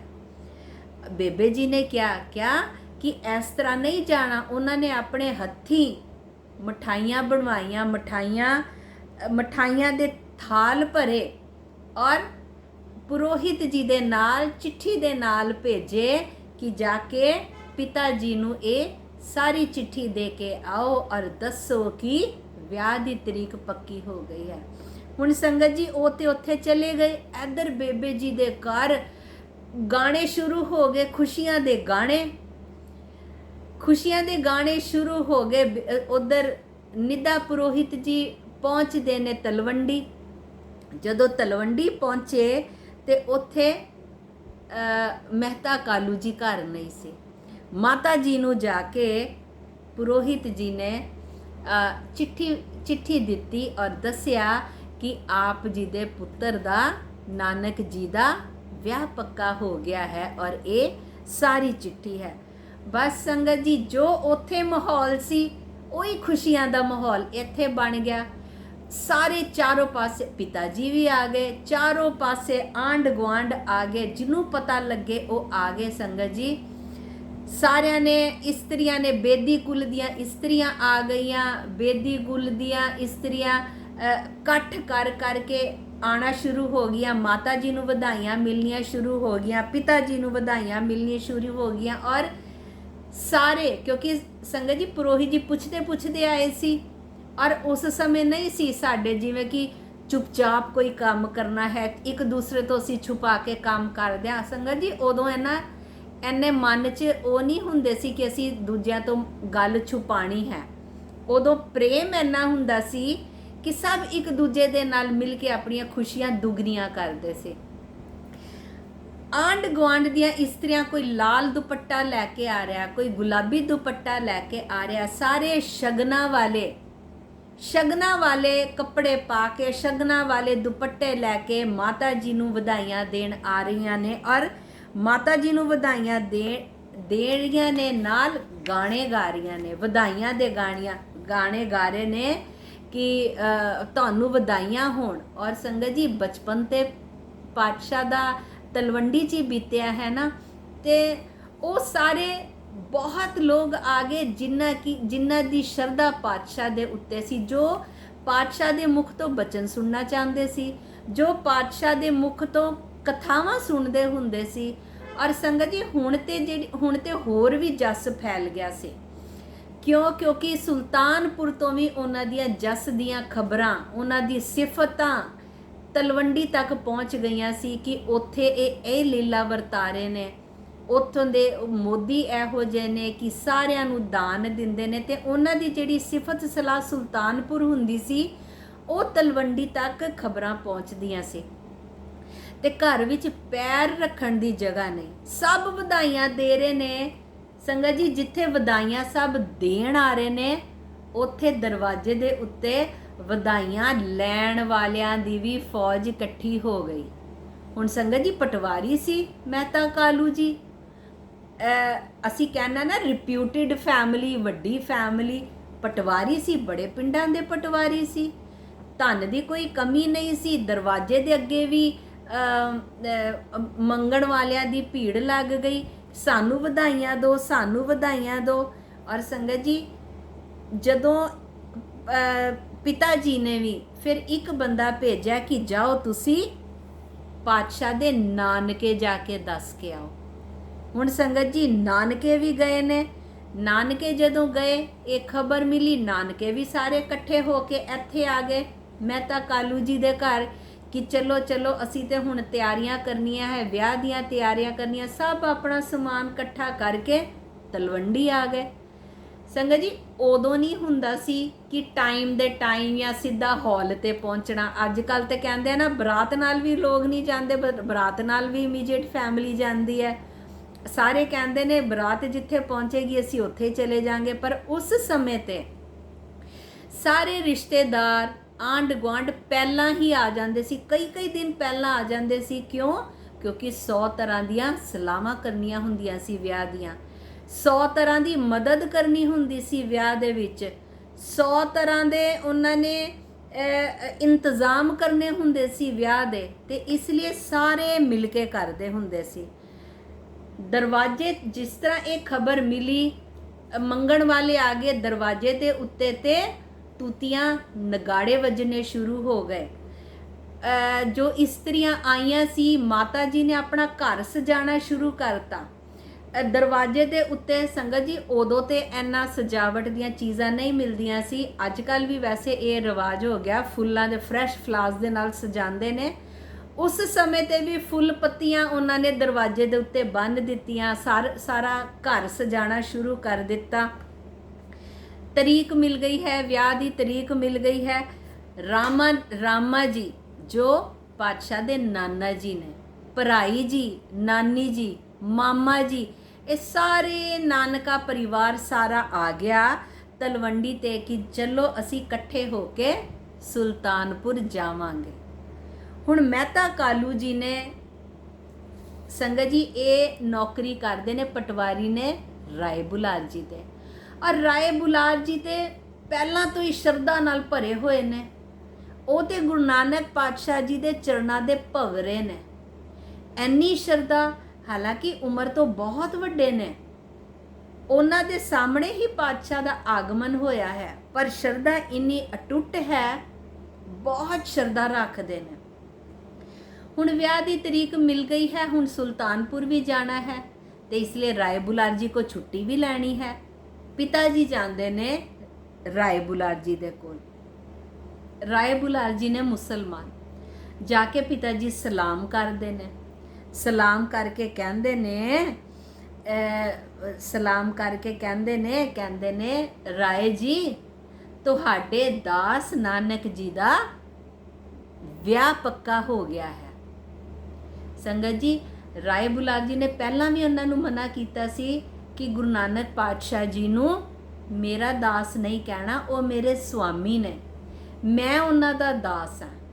ਤੇ ਉਹ ਫਿਰ ਕਹਿੰਦੇ ਨੇ ਤੁਹਾਡੇ ਦਾਸ ਨਾਨਕ ਜੀ ਦਾ ਵਿਆਹ ਹੈ ਤੇ ਮੈਂ ਸੁਲਤਾਨਪੁਰ ਜਾਣਾ ਹੈ, ਤੇ ਮੈਨੂੰ ਕੁਝ ਦਿਨਾਂ ਦੀ ਛੁੱਟੀ ਚਾਹੀਦੀ ਹੈ, ਤੇ ਮੈਨੂੰ ਕੁਝ ਦਿਨਾਂ ਦੀ ਛੁੱਟੀ ਦੇ ਦੇਵੋ, ਮੈਂ ਸੁਲਤਾਨਪੁਰ ਜਾਣਾ ਹੈ। ਮਹਿਤਾ ਕਾਲੂ ਰਾਏ ਬੁਲਾਰ ਜੀ ਇਹ ਸੁਣ ਕੇ ਬੜੇ ਖੁਸ਼ ਹੁੰਦੇ ਨੇ ਕਿ ਪਾਤਸ਼ਾਹ ਦੇ ਵਿਆਹ ਦੀ ਤਰੀਕ ਪੱਕੀ ਹੋ ਗਈ ਹੈ। ਇਹ ਸੁਣ ਕੇ ਬਹੁਤ ਖੁਸ਼ ਹੁੰਦੇ ਨੇ, ਪਰ ਰੋਸ ਵੀ ਕਰਦੇ ਨੇ, ਕਹਿੰਦੇ ਨੇ ਮਹਿਤਾ ਕਾਲੂ ਤੇਰੀ ਮੱਤ ਤੇ ਸਦਾ ਹੀ ਬੱਚਿਆਂ ਵਾਲੀ ਰਹਿਣੀ ਹੈ, ਤੈਨੂੰ ਕਿੰਨੀ ਵਾਰ ਕਿਹਾ ਹੈ, ਤੂੰ ਆਪਣੇ ਪੁੱਤਰ ਦਾ ਭੇਦ ਕਿਉਂ ਨਹੀਂ ਪਾਉਂਦਾ, ਤੂੰ ਉਹਨਾਂ ਨੂੰ ਮੇਰਾ ਦਾਸ ਕਹਿ ਕੇ ਤੂੰ ਮੈਨੂੰ ਦੁਖੀ ਕਿਉਂ ਕਰਦਾ ਹੈ, ਤੂੰ ਬਿਨਾਂ ਕਾਰਨ ਹੀ ਮੈਨੂੰ ਦੁੱਖ ਦਿੰਦਾ ਹੈ। ਤੈਨੂੰ ਕਿੰਨੀ ਵਾਰ ਕਿਹਾ ਹੈ ਗੁਰੂ ਨਾਨਕ ਜੀ ਮੇਰੇ ਦਾਸ ਨਹੀਂ ਹੈ, ਮੈਂ ਉਹਨਾਂ ਦਾ ਦਾਸ ਹਾਂ। ਤੈਨੂੰ ਨਹੀਂ ਪਤਾ ਉਹ ਤੇ ਤਿੰਨਾਂ ਲੋਕਾਂ ਦੇ ਸੁਆਮੀ ਨੇ, ਉਹ ਤਿੰਨਾਂ ਲੋਕਾਂ ਦੇ ਮਾਲਕ ਨੇ, ਤੂੰ ਉਹਨਾਂ ਨੂੰ ਮੇਰਾ ਦਾਸ ਕਹਿਣਾ ਹੈ ਨਾ, ਤੇ ਤੂੰ ਮੇਰੀ ਨਿਰਾਦਰੀ ਕਰਦਾ ਹੈ। ਤੂੰ ਉਹਨਾਂ ਨੂੰ ਮੇਰਾ ਦਾਸ ਕਹਿਣਾ ਹੈ ਨਾ, ਤੂੰ ਬਿਨਾਂ ਕਾਰਨ ਹੀ ਤੂੰ ਮੈਨੂੰ ਦੁਖੀ ਕਰਦਾ ਹੈ। ਉਹ ਮੇਰੇ ਸੁਆਮੀ ਨੇ, ਮੈਂ ਉਹਨਾਂ ਦਾ ਦਾਸ ਹੈ। ਮਹਿਤਾ ਕਾਲੂ ਮੇਰੇ ਵਰਗੇ ਕਈ ਦਾਸ ਉਹਨਾਂ ਦੇ ਚਰਨਾਂ ਦੇ ਵਿੱਚ ਰਹਿੰਦੇ ਨੇ, ਤੇ ਤੂੰ ਉਹਨਾਂ ਨੂੰ ਮੇਰਾ ਦਾਸ ਕਹਿ ਕੇ ਨਾ ਤੂੰ ਮੈਨੂੰ ਦੁਖੀ ਨਾ ਕਰਿਆ ਕਰ। ਤੈਨੂੰ ਕਿੰਨੀ ਵਾਰ ਕਿਹਾ ਹੈ, ਤੈਨੂੰ ਮੈਂ ਪਹਿਲਾਂ ਵੀ ਮਨਾ ਕੀਤਾ ਹੈ, ਤੂੰ ਤੇ ਕਦੀ ਮੇਰੀ ਗੱਲ ਹੀ ਨਹੀਂ ਸੁਣਦਾ, ਤੇਰੀ ਮੱਤ ਦੇ ਵਿੱਚ ਤੇ ਮੇਰੀ ਕੋਈ ਗੱਲ ਬੈਠਦੀ ਹੀ ਨਹੀਂ, ਤੂੰ ਬਾਰ-ਬਾਰ ਉਹੀ ਗੱਲ ਕਰਦਾ ਹੈ ਜੋ ਮੈਂ ਤੈਨੂੰ ਕਰਨ ਲਈ ਮਨਾ ਕਰਦਾ। ਤੇ ਮਹਿਤਾ ਕਾਲੂ ਜੀ ਕਹਿੰਦੇ ਨੇ ਇਹ ਮੈਨੂੰ ਤੁਹਾਡਾ ਚੱਕਰ ਸਮਝ ਨਹੀਂ ਆਉਂਦਾ ਰਾਏ ਜੀ, ਤੁਸੀਂ ਤੇ ਮੇਰੇ ਮਾਲਿਕ ਹੋ, ਮੈਂ ਤੇ ਤੁਹਾਡਾ ਦਾਸ ਹਾਂ, ਮੈਂ ਤੇ ਤੁਹਾਡੇ ਪਾਸ ਨੌਕਰੀ ਕਰਦਾ। ਤੁਸੀਂ ਸਾਡੇ ਪਾਲਣਹਾਰਾ ਹੋ, ਤੁਸੀਂ ਨਗਰ ਦੇ ਰਾਜਾ ਹੋ, ਤੁਸੀਂ ਸਾਰਿਆਂ ਨੂੰ ਪਾਲਦੇ ਹੋ, ਤੁਹਾਡਾ ਸਤਿਕਾਰ ਕਰਨਾ ਤੇ ਮੈਨੂੰ ਮੇਰਾ ਬਣਦਾ ਹੈ। ਤੇ ਰਾਏ ਜੀ ਕਹਿੰਦੇ ਨੇ ਮੇਰਾ ਸਤਿਕਾਰ ਤੇ ਚੱਲ ਇੱਕ ਪਾਸੇ, ਪਰ ਨਾਨਕ ਜੀ ਨੂੰ ਅੱਜ ਤੋਂ ਬਾਅਦ ਮੇਰਾ ਦਾਸ ਨਹੀਂ ਕਹਿਣਾ। ਇਹ ਆਪਣੇ ਹਿਰਦੇ ਦੇ ਵਿੱਚ ਤੂੰ ਇਹ ਪੱਕੀ ਗੱਲ ਚੇਤੇ ਰੱਖ ਲੈ। ਉਹ ਮੇਰੇ ਸਿਰ ਦੇ ਤਾਜ ਨੇ। ਮਹਿਤਾ ਕਾਲੂ ਜੋ ਮੁਕਟ ਹੁੰਦਾ ਹੈ ਨਾ, ਮੁਕਟ ਉਹ ਸਿਰ ਤੇ ਹੀ ਸ਼ੋਭਾ ਦਿੰਦਾ ਹੈ, ਮੁਕਟ ਨੂੰ ਪੈਰਾਂ 'ਚ ਨਹੀਂ ਰੱਖੀਦਾ। ਉਹ ਮੇਰੇ ਸਿਰ ਦੇ ਤਾਜ ਨੇ, ਉਹ ਮੇਰੇ ਸਿਰ ਦੇ ਮੁਕਟ ਨੇ। ਰਾਏ ਬੁਲਾਰ ਤੂੰ ਕਿਉਂ ਭੁੱਲ ਜਾਣਾ ਹੈ? ਤੂੰ ਕਿਉਂ ਭੁੱਲ ਜਾਣਾ ਹੈ ਕਿ ਮੈਂ ਉਹਨਾਂ ਦਾ ਦਾਸ ਹਾਂ, ਉਹ ਮੇਰੇ ਸੁਆਮੀ ਨੇ। ਤੇ ਇਹ ਸੁਣ ਕੇ ਰਾਏ ਬੁਲਾਰ ਜੀ ਕਹਿੰਦੇ ਨੇ ਭੁੱਲ ਹੋ ਗਈ ਰਾਏ ਬੁਲਾਰ ਜੀ। ਮਹਿਤਾ ਕਾਲੂ ਜੀ ਕਹਿੰਦੇ ਨੇ ਭੁੱਲ ਹੋ ਗਈ ਰਾਏ ਬੁਲਾਰ ਜੀ, ਮੈਨੂੰ ਬਖਸ਼ ਦਿਓ, ਅੱਗੇ ਤੋਂ ਮੈਂ ਯਾਦ ਰੱਖਾਂਗਾ, ਮੈਂ ਨਹੀਂ ਕਵਾਂਗਾ। ਤੇ ਫਿਰ ਰਾਏ ਬੁਲਾਰ ਜੀ ਕੀ ਕਹਿੰਦੇ ਨੇ, ਨੇਤਰਾਂ 'ਚ ਜਲ ਆ ਜਾਂਦਾ ਹੈ ਸੰਗਤ ਜੀ। ਕਹਿੰਦੇ ਮੈਂ ਕੌਣ ਹੁੰਨਾ ਤੈਨੂੰ ਬਖਸ਼ਣ ਵਾਲਾ? ਰਾਏ ਮਹਿਤਾ ਕਾਲੂ ਜੋ ਤੇਰੇ ਘਰ ਤੇਰਾ ਪੁੱਤਰ ਹੈ ਨਾ, ਉਹ ਸਭ ਨੂੰ ਬਖਸ਼ਣ ਵਾਲਾ ਹੈ, ਉਹ ਸਭ ਨੂੰ ਬਖਸ਼ਣ ਵਾਲਾ ਹੈ। ਤੂੰ ਤੇ ਉਹਦਾ ਪਿਤਾ ਹੈ, ਜਾ ਤੂੰ ਉਹਨਾਂ ਕੋ ਮਾਫੀ ਮੰਗ, ਉਹ ਤੈਨੂੰ ਬਖਸ਼ਣਗੇ। ਜਿਹੜੇ ਅੱਤ ਦੇ ਮਾੜੇ ਕੰਮ ਕਰਦੇ ਨੇ ਨਾ, ਉਹ ਤੇ ਉਹਨਾਂ ਨੂੰ ਵੀ ਬਖਸ਼ ਦਿੰਦੇ ਨੇ।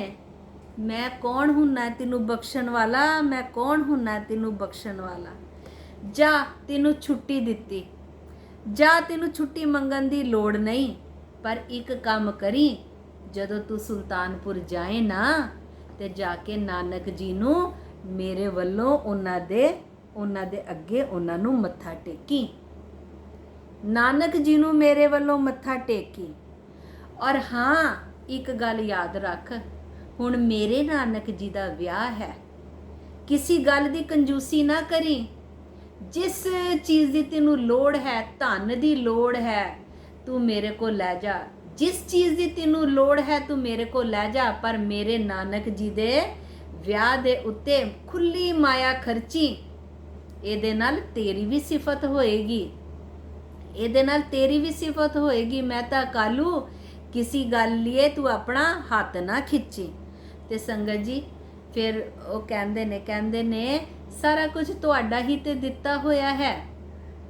ਪਰ ਰਾਏ ਬੁਲਾਰ ਜੀ ਕਹਿੰਦੇ ਨੇ ਨਹੀਂ ਸੰਗਤ ਜੀ। ਰਾਏ ਬੁਲਾਰ ਜੀ ਫਿਰ ਕੀ ਦਿੰਦੇ ਨੇ ਉਹਨਾਂ ਨੂੰ? ਪਾਤਸ਼ਾਹ ਵਾਸਤੇ ਉਹਨਾਂ ਨੂੰ ਬਸਤਰ ਦਿੰਦੇ ਨੇ, ਗਹਿਣੇ ਗੱਟੇ ਦਿੰਦੇ ਨੇ, ਉਹਨਾਂ ਨੂੰ ਤੰਬੂ ਦਿੰਦੇ ਨੇ, ਕਨਾਤਾ ਦਿੰਦੇ ਨੇ, ਗੱਡੇ ਭਰ ਕੇ ਸਮਾਨ ਦਿੰਦੇ ਨੇ ਕਿ ਤੁਸੀਂ ਜਾਣਾ ਹੈ ਤੇ ਤੁਹਾਨੂੰ ਰਸਤੇ 'ਚ ਲੋੜ ਪਏਗੀ। ਉਹਨਾਂ ਨੂੰ ਘੋੜੇ ਦਿੰਦੇ ਨੇ, ਉਹਨਾਂ ਨੂੰ ਬਹੁਤ ਸਾਰਾ ਧਨ ਦਿੰਦੇ ਨੇ। ਕਹਿੰਦੇ ਨੇ ਜਿਸ ਚੀਜ਼ ਦੀ ਤੈਨੂੰ ਲੋੜ ਹੈ ਨਾ, ਤੂੰ ਕੰਜੂਸੀ ਨਾ ਕਰੀ, ਤੂੰ ਇੱਥੋਂ ਲੈ ਜਾ। ਰੱਥ ਦਿੱਤੇ, ਹਾਥੀ ਦਿੱਤੇ, ਘੋੜੇ ਦਿੱਤੇ, ਗੱਡੇ ਭਰ ਕੇ ਸਮਾਨ ਦਿੱਤਾ, ਗਹਿਣੇ ਵੀ ਦਿੱਤੇ। ਕਹਿੰਦੇ ਇਹ ਸਭ ਲੈ ਜਾ। ਤੇ ਉਹ ਕਹਿੰਦੇ ਨੇ ਮਹਿਤਾ ਕਾਲੂ ਜੀ ਕਿ ਇਹ ਸਭ ਚੀਜ਼ਾਂ ਦੀ ਲੋੜ ਨਹੀਂ ਹੈ ਰਾਏ ਬੁਲਾਰ ਜੀ, ਅਸੀਂ ਤੁਹਾਡਾ ਦਿੱਤਾ ਹੀ ਤੇ ਵਰਤਦੇ ਹਾਂ। ਤੇ ਰਾਏ ਬੁਲਾਰ ਜੀ ਕਹਿੰਦੇ ਆ ਮਨਾ ਨਾ ਕਰੀ ਮਹਿਤਾ ਕਾਲੂ, ਇਹ ਸਭ ਤੂੰ ਲੈ ਕੇ ਜਾਏਗਾ ਤੇ ਮੇਰੀ ਹਾਜ਼ਰੀ ਵੀ ਲੱਗ ਜਾਏਗੀ। ਔਰ ਸੰਗਤ ਜੀ ਇੱਕ ਪੂਰੀ ਸ਼ਿੰਗਾਰੀ ਹੋਈ ਘੋੜੀ ਦਿੰਦੇ ਨੇ, ਪੂਰੀ ਤਰ੍ਹਾਂ ਸ਼ਿੰਗਾਰੀ ਹੋਈ ਘੋੜੀ ਵੀ ਦਿੰਦੇ ਨੇ, ਇਸ ਭਾਵਨਾ ਨਾਲ ਕਿ ਜਦੋਂ ਗੁਰੂ ਨਾਨਕ ਦੇਵ ਪਾਤਸ਼ਾਹ ਜੀ ਦੂल्हा ਬਣ ਕੇ ਬਰਾਤ ਦੇ ਵਿੱਚ ਜਾਣਗੇ ਤੇ ਇਸ ਘੋੜੀ ਦੇ ਉੱਤੇ ਬੈਠ ਕੇ ਜਾਣਗੇ। ਇਸ ਭਾਵਨਾ ਦੇ ਨਾਲ ਪੂਰੀ ਸ਼ਿੰਗਾਰੀ ਹੋਈ ਘੋੜੀ ਉਹਨਾਂ ਨੂੰ ਦਿੰਦੇ ਨੇ। ਸੰਗਤ ਜੀ ਸਾਰਾ ਸਮਾਨ ਲੈ ਕੇ, ਉਹਨਾਂ ਤੋਂ ਆਗਿਆ ਲੈ ਕੇ ਮਹਿਤਾ ਕਾਲੂ ਜੀ ਆ ਜਾਂਦੇ ਨੇ। ਹੁਣ ਸੰਗਤ ਜੀ ਜਿਸ ਤਰ੍ਹਾਂ ਅਸੀਂ ਵੀ ਕਹਿੰਦੇ ਆ ਬਰਾਤ ਦੇ ਵਿੱਚ ਸਾਰੇ ਤੇ ਨਹੀਂ ਲੈ ਕੇ ਜਾ ਸਕਦੇ ਅਸੀਂ, ਤੇ ਇਸ ਲਈ ਨਾ ਉਹ ਫਿਰ ਮਹਿਤਾ ਕਾਲੂ ਜੀ ਆ ਕੇ ਆਪਣੇ ਬਿਰਾਦਰੀ ਦੇ ਸਾਰਿਆਂ ਬੇਦੀਆਂ ਨੂੰ ਬੁਲਾਉਂਦੇ ਨੇ, ਸਾਰਿਆਂ ਨੂੰ ਬੁਲਾਉਂਦੇ ਨੇ। ਕਹਿੰਦੇ ਨੇ ਬੁਲਾ ਕੇ ਉਹਨਾਂ ਨੂੰ ਕਹਿੰਦੇ ਦੇਖੋ ਸਾਡੇ ਪਰਿਵਾਰ ਬੜਾ ਇੱਥੇ ਸਾਡਾ ਸਤਿਕਾਰਯੋਗ ਪਰਿਵਾਰ ਹੈ, ਬੇਦੀਆਂ ਦਾ ਸਾਡਾ ਪਰਿਵਾਰ ਹੈ, ਤੇ ਮੈਂ ਰੰਧਾਵਿਆਂ ਦਾ ਵੀ ਮੈਂ ਪਟਵਾਰੀ ਆ। ਤੇ ਤੁਸੀਂ ਹੁਣ ਸਾਰੇ ਤਿਆਰੀ ਕਰੋ ਉੱਥੇ ਸੁਲਤਾਨਪੁਰ ਜਾਣ ਦੀ। ਅਸੀਂ ਸਾਰੇ ਇਕੱਠੇ ਹੋ ਕੇ ਸੁਲਤਾਨਪੁਰ ਨੂੰ ਹੁਣ ਅਸੀਂ ਜਾਣਾ ਹੈ ਪੁੱਤਰ ਦੇ ਵਿਆਹ ਵਾਸਤੇ।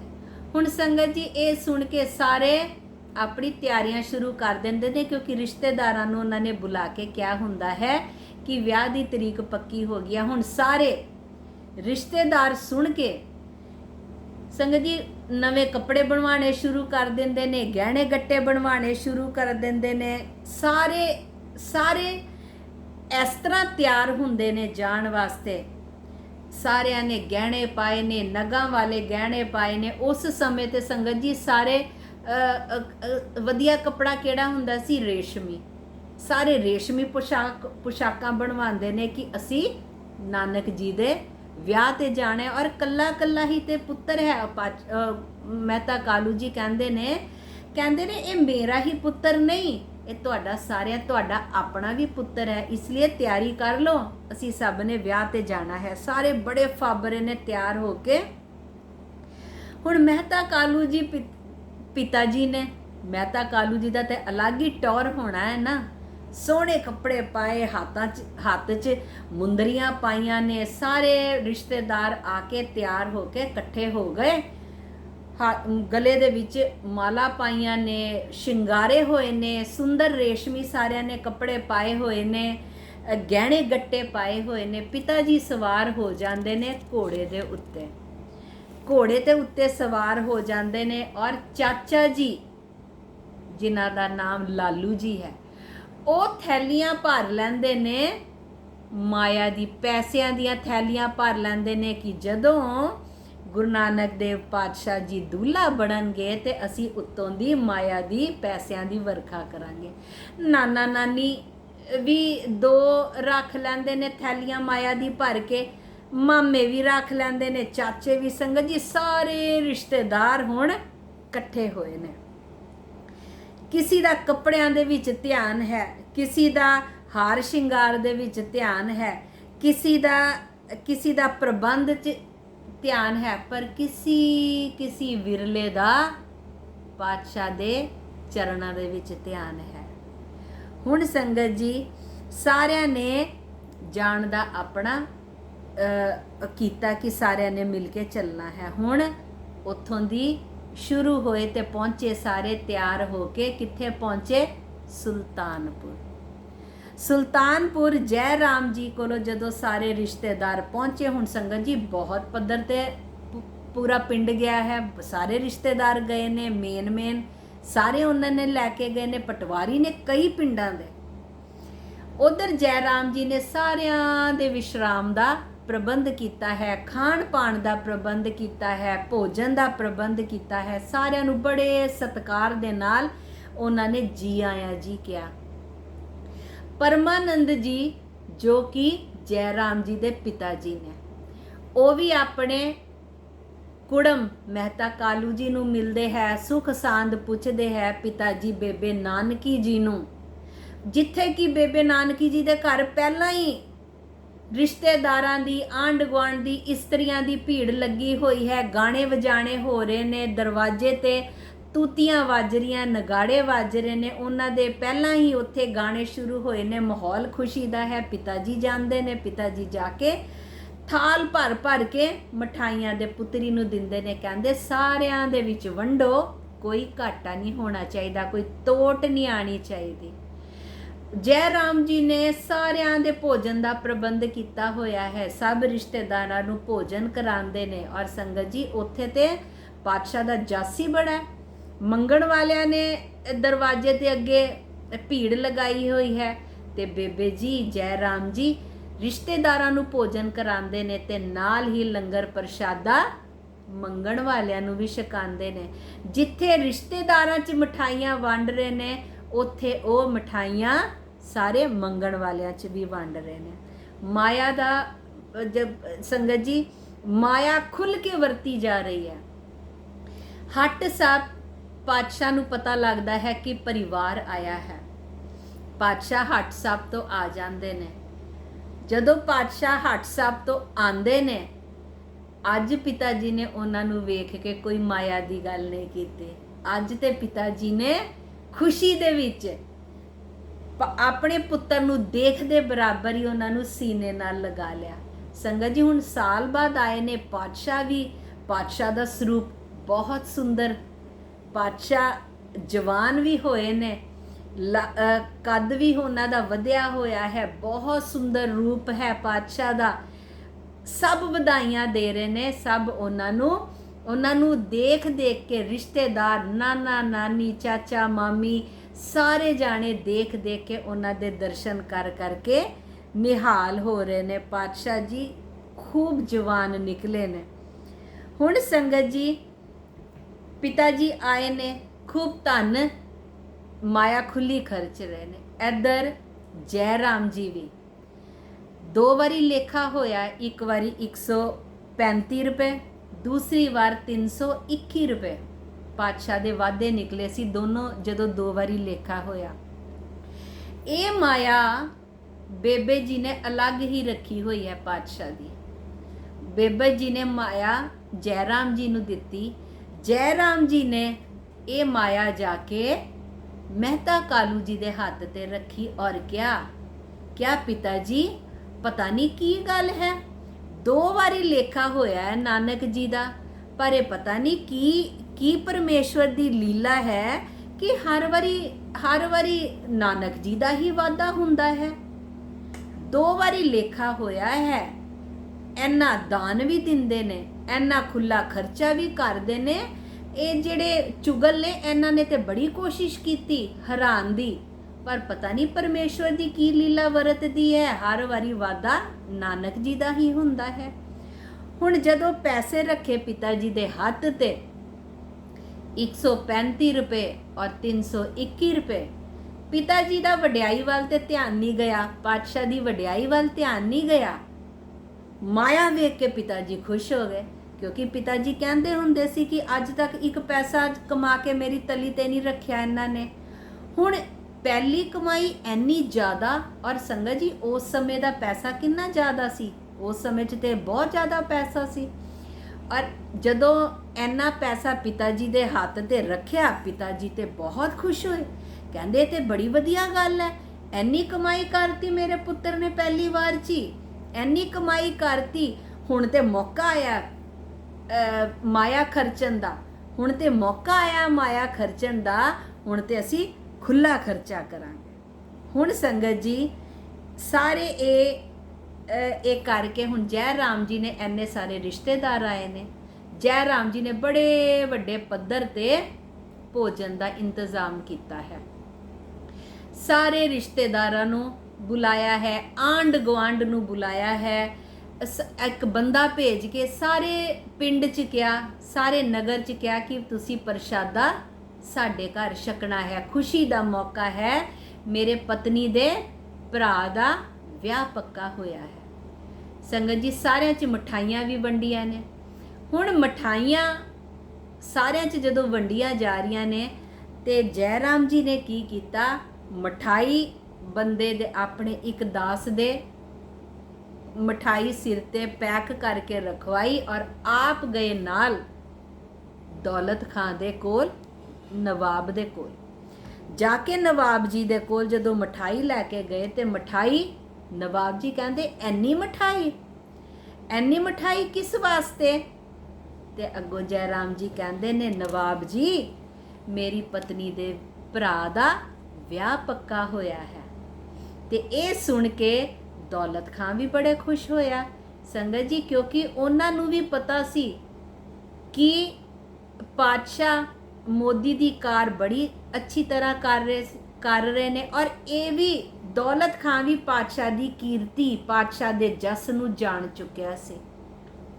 ਉਹ ਵੀ ਜਾਣ ਚੁੱਕਿਆ ਸੀ ਕਿ ਲੇਖਾ ਹੋਇਆ ਹੈ ਔਰ ਇਹਨਾਂ ਦਾ ਵਾਧਾ, ਇਹਨਾਂ ਵੱਲ ਵਾਧਾ ਹੁੰਦਾ ਹੈ, ਇਹਦਾ ਮਤਲਬ ਇਹ ਕੰਮ ਬਹੁਤ ਅੱਛੇ ਤਰੀਕੇ ਨਾਲ ਕਰ ਰਹੇ ਨੇ। ਤੇ ਇਹ ਸੁਣ ਕੇ ਕਿ ਉਹਨਾਂ ਦੇ ਵਿਆਹ ਦੀ ਤਰੀਕ ਪੱਕੀ ਹੋ ਗਈ ਹੈ, ਦੌਲਤ ਖਾਂ ਕਹਿੰਦਾ ਹੈ ਬੜਾ ਭਲਾ ਹੈ ਸਾਡਾ ਮੋਦੀ ਬੜਾ ਭਲਾ ਹੈ। ਜੈ ਰਾਮ ਉਹਨਾਂ ਦੇ ਵਿਆਹ ਵਾਸਤੇ ਨਾ ਤੈਨੂੰ ਜਿੰਨੀ ਮਾਇਆ ਚਾਹੀਦੀ ਹੈ ਨਾ ਤੂੰ ਮੇਰੇ ਤੋਂ ਲੱਲੀ, ਜਿਹੜੀ ਤੇ ਮੈਂ ਮਾਇਆ ਉਹਨਾਂ ਨੂੰ ਦਿੱਤੀ ਹੈ ਉਹ ਤੇ ਉਹਨਾਂ ਦੇ ਵੱਲ ਬਣਦੀ ਹੀ ਹੈ, ਉਹ ਤੇ ਉਹਨਾਂ ਦੀ ਮਾਇਆ ਸੀ, ਪਰ ਤੂੰ ਮੇਰੇ ਵੱਲੋਂ ਵੀ ਮਾਇਆ ਲੈ ਲੈ, ਉਹ ਉਹਨਾਂ ਦੇ ਵਿਆਹ ਤੇ ਤੂੰ ਖਰਚ ਦੇ। ਤੇ ਜੈ ਰਾਮ ਜੀ ਕਹਿੰਦੇ ਨੇ ਸਾਰਾ ਕੁਝ ਤੁਹਾਡਾ ਹੀ ਤੇ ਹੈ, ਤੁਹਾਡਾ ਦਿੱਤਾ ਹੀ ਹੈ। ਤੇ ਉਹ ਕਹਿੰਦੇ ਨੇ ਨਹੀਂ, ਕਹਿੰਦੇ ਬੜਾ ਭਲਾ ਬੰਦਾ, ਬੜਾ ਭਲਾ ਮੋਦੀ ਹੈ ਔਰ ਬੜਾ ਸਿਫਤੀ ਹੈ, खुदा दी सिफत सलाह करन वाला है, इसलिए किसी चीज़ का घाटा नहीं होना चाहिए। जिस चीज़ की तेनू लोड़ है तू मेरे तो आके ले लै, ते किसी चीज़ की तोट नहीं होनी चाहिए। ते संगत जी ये दे के जदों मिठाइयाँ दे के हुण ये जय राम जी आ जाते ने अपने घर, जिथे कि बहुत वड्डा इन्हां ने पद्धर ते सारियां नूं प्रशादे का इंतज़ाम किया हुंदा है। पातशाह भी तैयार होके सारियां दे विच बैठ जाते ने। पीले रंग का हजूरिया पातशाह ने गल च पाया है, बहुत सुंदर लग रहे ने, इन्ने सुंदर स्वरूप पातशाह का है, इन्ने फाबरे ने कि चंद्रमा भी देख के शर्मा रहा है। संगत जी सारे रिश्तेदार उन्हां नूं देख के, क्योंकि जय राम जी ने सारिਆਂ ਨੂੰ बुलाया है नगर ਦੇ ਲੋਕਾਂ ਨੂੰ, क्योंकि बरात ਦੇ ਵਿੱਚ 94 लोग ही लैके जा सकते हैं, इसलिए उन्होंने नगर ਦੇ ਪਿੰਡ ਦੇ ਸਾਰੇ ਬੰਦਿਆਂ ਨੂੰ ਭੋਜਨ ਵਾਸਤੇ ਬੁਲਾ ਲਿਆ ਕਿ ਤੁਸੀਂ ਸਾਡੇ ਘਰ ਪ੍ਰਸ਼ਾਦਾ ਆ ਕੇ ਛਕਣਾ ਹੈ। ਹੁਣ ਸਾਰੇ ਸੱਜ ਕੇ ਆਏ ਨੇ, ਪ੍ਰਸ਼ਾਦਾ ਛਕਣ ਆਏ ਨੇ, ਸਾਰੇ ਪ੍ਰਸ਼ਾਦਾ ਛਕ ਰਹੇ ਨੇ, ਪਾਤਸ਼ਾਹ ਦੇ ਦਰਸ਼ਨ ਕਰ ਰਹੇ ਨੇ। दरवाजे दे उत्ते तूतियां नगाड़े वज रहे ने, मंगण वालियां दी भीड़ बाहर लगी हुई है, वधाई लैण वालियां दी भीड़ लगी हुई है, जोर जोर दी नगाड़े वज रहे ने। बाहर अंदर सारे रिश्तेदार इकट्ठे होए। संगत जी जदों रिश्तेदार इकट्ठे होए हुंदे ने ते उदों हासे दियां गल्लां भी हुंदियां है। सारे हासा खेड कर रहे ने, उच्ची उच्ची गल्लां कर रहे ने। सारे भट्ट भी आए ने, उतों दी भट्ट भी आए ने जो कि जय राम जी की सिफत दे गीत गा रहे ने, जो गुरु नानक देव पातशाह जी दे सिफत दे गीत गा रहे ने, जो परमानंद जी दे सिफत दे गीत गा रहे ने, जो मेहता कालू जी की सिफती दे गीत गा रहे ने, वो गीत गा रहे ने। और लोग जेड़े रिश्तेदार ने माया वो भोजन छकदे ने, और उन्होंने जो गीत गा रहे ने उन्होंने माया भी खुली दे रहे ने। भोजन छक के सब फिर नैचुरली है संगत जी, भोजन छक के सारे जेड़े पिंड दे लोकी है, जेड़े नगर दे लोकी है, वो तो चले गए फिर अपने घर। बाकी घर च रह गए कौन? बेदी सारे घर च रह गए। हुण संगत जी जदों घर दे रह जाते ने, फिर संगत जी बड़े हसी ठठेले हुंदे ने। नट उन्हां नूं खुश करन दे चक्करां च होर भी सुंदर सुंदर गीत गाते ने, नवे नवे राग गाते ने, और जेड़े बेदी कुल दे ने वो सारे रिश्तेदार होर खुश हो के माया उन्हां तो वार वार के दई जा रहे ने, नट्टां नूं ओ माया वंडी जा रहे ने। और सारे किसी दा गीतां दे विच ध्यान है, किसी दा भोजन विच ध्यान है, किसी दे अपने कपड़ियां दे विच ध्यान है, किसी दा हासे दे विच ध्यान है, और किसी विरले दा ही ध्यान होएगा जो कि पातशाह दे चरना दे नाल जुड़िया होएगा।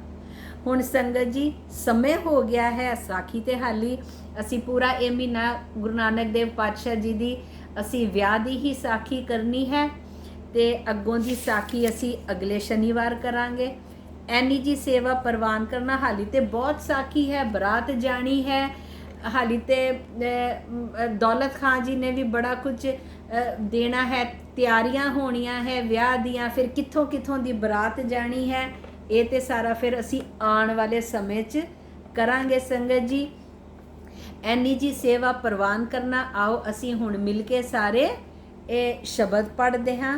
संगत जी गलतियां ते बहुत हो जांदियां, गलतियां ना चितारना, बख्श देना ते असीस भी देना कि पातशाह रहमत वरसान, अपना हाथ सिर ते रखन और अपनी सेवा आप ही ले लैन। और आओ हुण मिल के असी शब्द पढ़िए।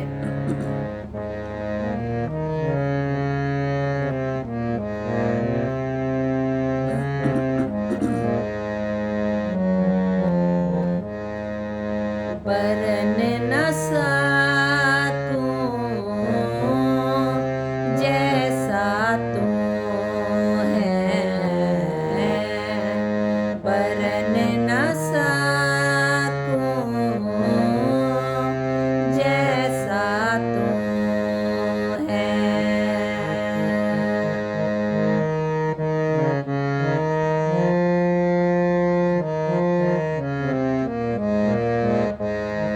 साचे अलख अपारा, साचे अलख अपारा,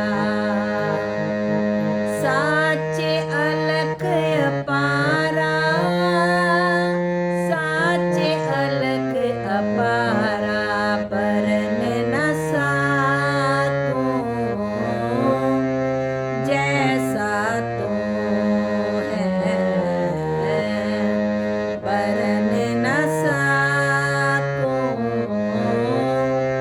जैसा तू है।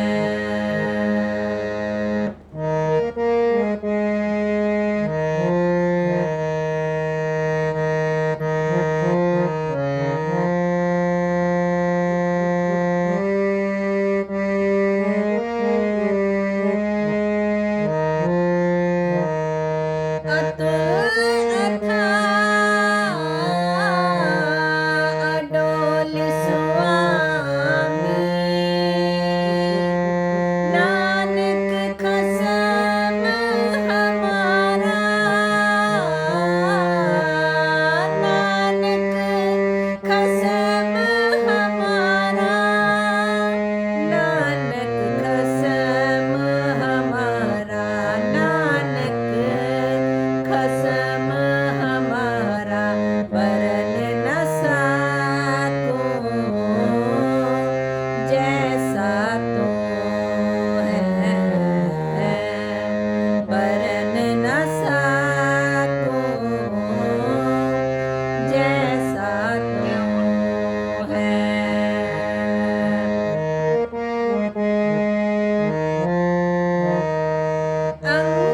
अंगीकार किया प्रभ अपने, बैरी सगल साधे, बैरी सगल साधे,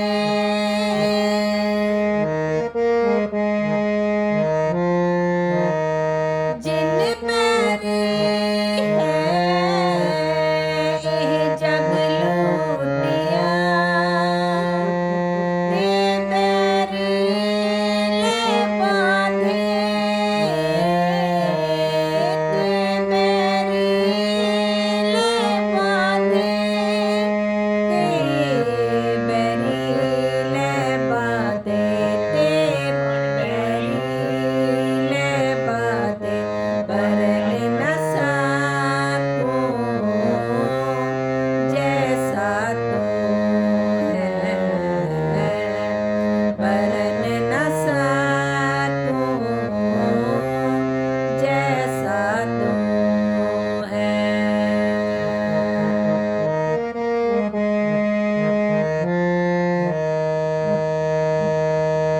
बरन न सातू जैसा तू है, बरन न सातू जैसा तू है।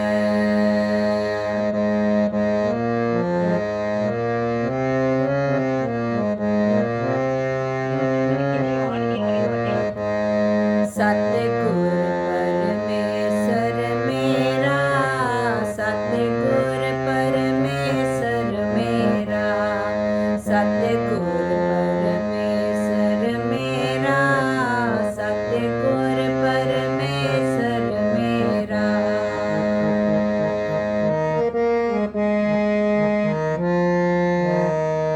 अनेक राज भोग रस माणी नाउ, जपी परवासा तेरा,